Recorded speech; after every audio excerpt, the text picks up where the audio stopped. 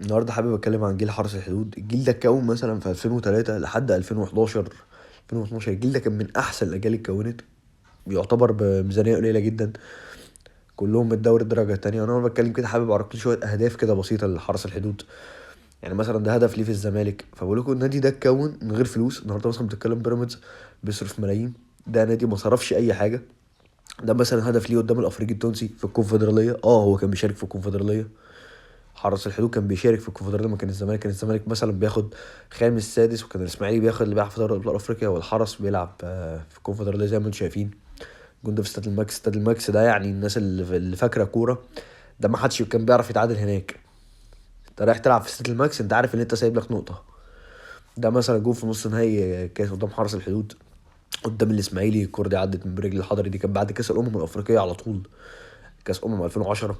ده مثلا بتتكلم جون في الاهلي في نهائي الكاس اعتقد او نهائي السوبر، احمد سالم صافي كان من اللعيبه كويسه جدا.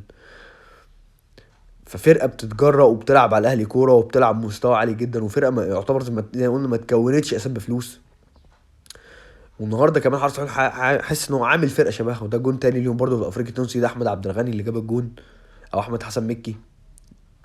كان من احمد عبد الغني، كان من المهاجمين التقال جدا، وكان اللعيبه دي كلها لعبت منتخب مصر. ده جول ليهم في السوبر قدام الاهلي، بعد ما خدوا الكاس مرتين، مره من الاهلي ومره من انبي، ومره خدوا السوبر من الاهلي وخسروا مره السوبر، دي المره اللي خدوا فيها السوبر. فكان فريق كبير جدا، والفريق ده ما خدش حقه، حتى نجومه كلهم ما ظهروش. عبد السلام نجاح، محمد مكي، احمد مكي، الهرده، ناس تقيله قوي. الناس دي كلها ما خدتش حقها. كاميني مارتيني، علي فرج، ده جون تاني ليهم. احمد حسن اوكا، احمد سمير. لا، ناس تقيله قوي ما حدش اتكلم عليهم. الناس دي بجد يعني كانت تستاهل ان هي تاخد وقت اكتر من كده وظهور اعلاميا، لان هم قدموا.